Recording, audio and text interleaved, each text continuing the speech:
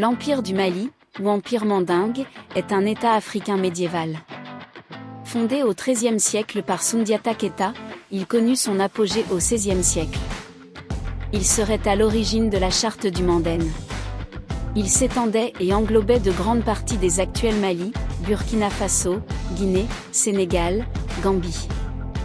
L'Empire du Mali s'étendait entre le Sahara et la forêt équatoriale, l'océan Atlantique et la boucle du Niger, soit sur les actuels Mali, Sénégal, Gambie, Guinée, Guinée-Bissau, Burkina Faso, Côte d'Ivoire et la Mauritanie. Il était un carrefour important entre les peuples nomades du Sahara et les peuples de l'Afrique noire équatoriale. Son économie reposait sur l'agriculture, l'artisanat, l'exploitation des mines d'or et le commerce de l'ivoire vers le bassin méditerranéen. L'étymologie du nom, Mali, n'est pas claire. Les habitants de l'Empire ont toujours appelé leur pays Mandenne ou Mandé et non Mali. En bambara malinké, Man désigne le lamentin en né, Den veut dire enfant, Mandenne signifie donc enfant du lamentin. Dans les sources arabes, il est fait référence à l'Empire du Malel, Malal, Méli ou Mali III, sans indication sur la signification de ce terme. Les Peuls, ethnie nomade présente au Mali depuis la création de l'Empire, appellent les habitants du Mandenne, Malinké, littéralement, la bonne chance.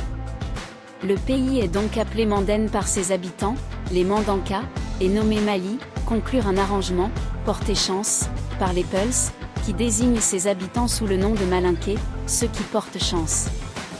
Mali, en bambara, veut dire aussi hippopotame. Il s'avère que cet animal se plaît particulièrement au sud du pays, là où habitent les Malinké et les Bambara. Elles sont de deux types, les sources écrites extérieures, les seules jusqu'au XVIe siècle, et des sources écrites locales à partir du XVIe siècle qui émanent des cercles lettrés de la boucle du Niger. Les premières englobent les écrits des voyageurs et compilateurs arabes et berbères, essentiellement al-Bakri au XIe siècle et al-Umari, Ibn Battuta et Ibn Khaldoun au Xiv siècle. Les secondes sont le Tariq es-Soudan et le Tariq al-Fatash, chronique l'histoire des Noirs et chronique du chercheur, qui apparaissent après la conquête de l'Empire Songhai par les Marocains et qui traitent un peu du Mali. Les récits des voyageurs portugais et espagnols apportent des informations sur un royaume du Mali plus tardif et qui a alors beaucoup régressé. On peut donc contester leur légitimité à parler de l'Empire du Mali, car celui-ci se serait au fil du temps désagrégé sous la pression des révoltes des vassaux puis transformé en royaume morcelé indépendant entre eux vers la fin de l'Empire, avec le dernier Mansa connu de source écrite Mahmud IV vers 1600-1630. Eu égard à la place qu'occupaient les gelis, griots, à la cour malienne, et étant donné que cette fonction sociale existe toujours, les traditions orales occupent une grande place dans les études sur le Mali ancien. Elles n'ont pas fait l'objet d'un recueil général et d'une publication groupée qui permettrait des études comparatives. Elles sont censément fixées et transmises de génération en génération de façon formalisée, mais elles varient d'un village à l'autre, d'une région à l'autre et, par le recueil précoce de ces traditions aux premières heures de la colonisation, il est possible de voir qu'elles ont subi aussi des altérations dans le temps. Elles sont donc sujettes à caution et il ne faut pas y voir un réservoir brut d'informations historiques, car elles reflètent des enjeux sociaux et informent davantage sur les représentations des sociétés au sein desquelles elles ont émergé.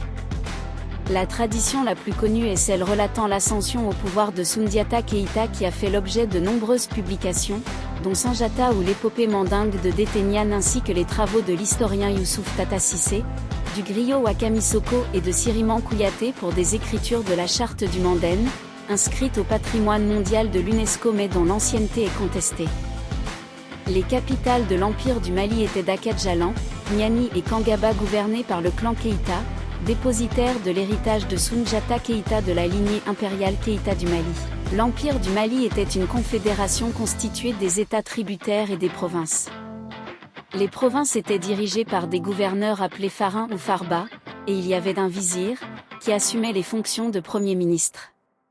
L'empereur était secondé par un conseil des anciens, chefs militaires, civils et marabouts. Toutes les décisions politiques et administratives étaient prises en conseil. Il n'y avait pas de règles précisément écrites attestant du mode de transmission du pouvoir en raison de la prédominance de la tradition orale, mais certains exemples nous permettent de connaître les critères d'éligibilité au trône impérial du temps de la gouvernance des Mansa, à savoir appartenir à la dynastie Keïta. Parfois le frère du Mansa pouvait accéder au trône, parfois le fils du souverain défunt succédait. Être un descendant Keïta immédiat en ligne féminine directe d'une princesse Keïta, comme pour le cas du 5e Mansa Abubakr Keïta, fils d'une des filles de Soundiata Keïta. Se faire élire Mansa pour ses capacités à régner après vote du Conseil de la Barga, Conseil des Anciens, uniquement sur décision des Anciens. Le point certain et le critère commun pour un prétendant au trône impérial, au vu de tous les modes de transmission du pouvoir évoqués ci-dessus, serait de faire partie de la dynastie impériale par le sang, en lignée masculine ou féminine pour un descendant immédiat, et d'être adoubé par l'Assemblée constitutive, la Barga. Ce mode de transmission diffère de celui traditionnellement retrouvé en Europe pour les dynasties royales ou impériales par primogéniture mâle, mais il trouverait son essence dans la succession traditionnelle observée au Mali avant l'islamisation générale de l'Empire. À certaines époques, l'on pouvait constater que le régime de transmission pouvait changer, comme sous le règne de Kankou Moussa où le système était passé matrilinéaire. Kankou Moussa signifie « Moussa, fils de Kankou Amidou », en référence à sa mère, les Malinké étant à cette époque une société matrilinéaire. D'autres variantes de ce nom sont Kankou Moussa, Kanga Moussa et Kankan Moussa. Le système impérial serait donc quasi calqué sur une monarchie élective comme pour le Saint-Empire romain germanique, avec un grand conseil composé d'électeurs du clan Keïta, de chefs de guerre, de vieux sages parmi les hautes sphères et de notables. L'adoubement était donné par le chef du conseil, en général au chef Keïta, qui rendait la sentence. Cela était un parfait exemple de démocratie médiévale, comme pour la rédaction de la première constitution pour la société avec la charte de Kurukan-Fuga enregistrée au patrimoine de l'UNESCO en 2009. Mais ce système n'a pas toujours été respecté, comme pour le cas du Mansa Sakura, esclave affranchi puis général ayant effectué un coup d'État qui a régné pendant 10 ans et étendu le territoire de l'Empire avant d'avoir été renversé par un descendant Keïta. Dans les années 1960, Cheikh Anta Diop, l'illustre savant scientifique sénégalais, dans son fameux ouvrage L'unité culturelle de l'Afrique noire, domaine du patriarcat et du matriarcat dans l'Antiquité classique, affirme avec conviction que les sociétés africaines étaient essentiellement matriarcales.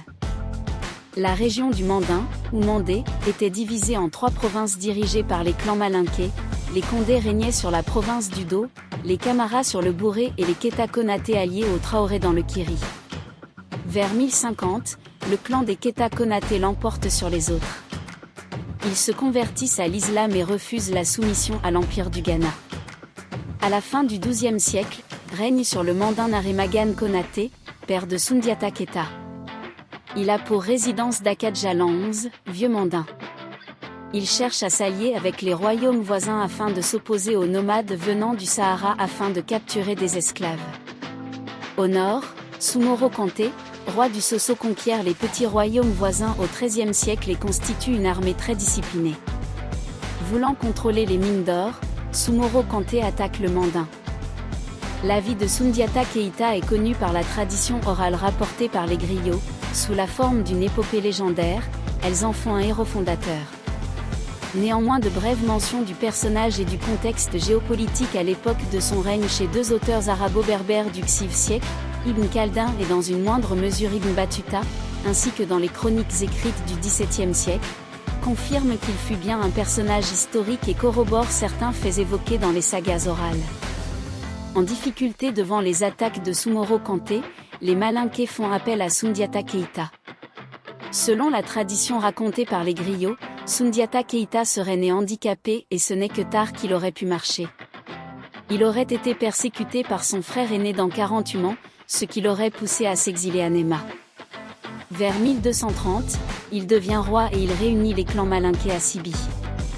Selon les traditions orales, il aurait organisé une armée composée de 10 000 cavaliers et de 100 000 fantassins et entrepris la guerre contre le roi du Soso. Après plusieurs batailles, c'est vers 1235 que Soundiata Keïta vaincut l'armée de Soumoro à Kirina. Selon la légende, Soumoro disparaît dans les montagnes autour de Koulikoro. Soundiata Keïta conquiert alors tous les royaumes de la région qui l'unifient pour former l'Empire du Mali. Il est proclamé Mansa, ce qui signifie « roi des rois ». Il met en place une organisation administrative et militaire. La population est répartie en 30 clans, 16 clans d'hommes libres, 4 clans de griots, 5 clans maraboutiques et 5 clans d'artisans. Pour rassembler ces clans, il instaure le système de parenté à plaisanterie. Il met en place 2 gouvernements militaires au nord à Soura et au sud à Sankaran. Il établit la capitale de l'Empire Agnani. Après ces conquêtes, le règne de Soundiata Keïta est connu pour être une époque de paix, de prospérité et de liberté à la suite de la proclamation de la charte du Manden 11. L'Empire du Mali regroupait alors des populations issues de différentes ethnies, Malinké, Soninké, Jalonké, Peuls, Wolof, tout couleur, Serer, Benouk, Diola, Manjac, Balante, Mancagne, Bambara, Kassonké, Konyanké, Maous, Diakanké. L'ethnie dominante était les Malinkés. Soundiata Keïta meurt vers 1255, mystérieusement, Wakamisoko dit qu'il est par vieillesse à Dakadjalan d'autres de noyade. Selon la légende, il se serait transformé en hippopotame. À la mort de Soundiata Keïta, plusieurs de ses fils lui ont succédé, Wali Mansa Wulen, vers 1255, vers 1270, Wati, vers 1270, vers 1274, Khalifa, vers 1274, vers 1275. Ensuite, c'est Abou Bakari, vers 1275 à 1285, petit-fils de Soundiata Keïta qui prend le trône.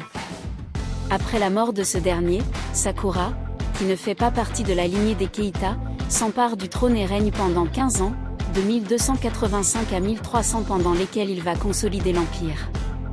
À sa mort, les descendants de Soundiata Keïta retrouvent le pouvoir avec Gao, vers 1300 à 1305, puis le fils de ce dernier, Mohamed ibn Gao, vers 1305 à 1310, enfin son neveu Aboubakri II, vers 1310 à 1312.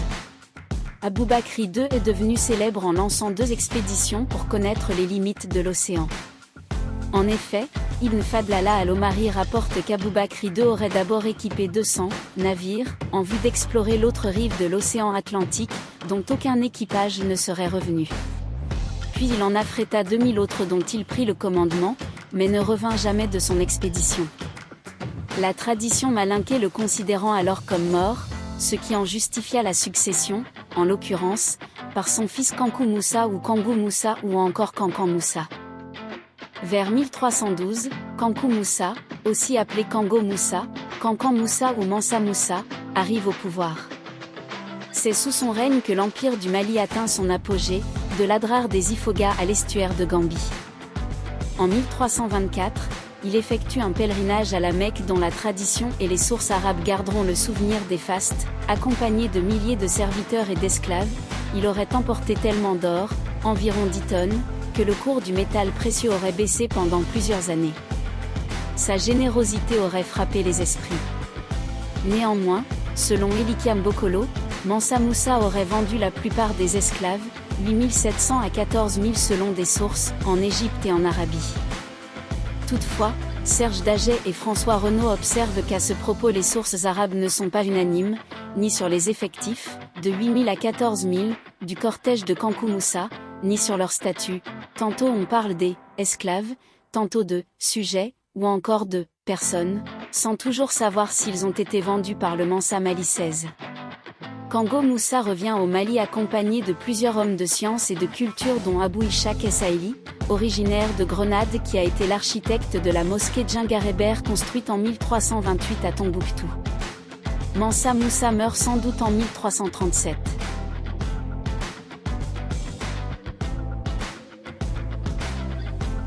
Plusieurs empereurs se sont succédés, Mansa Magzen, 1337 à 1341, Mansa Souleyman, frère de Mansa Moussa, vers 1341 à 1360, son fils Tassa, vers 1360, Mari Diatta II, fils de Mansa Magan, vers 1360 à 1374, son fils Moussa II, vers 1374 à 1387, Maga II, vers 1387 à 1389, et l'usurpateur Sandaki, vers 1389 à 1390.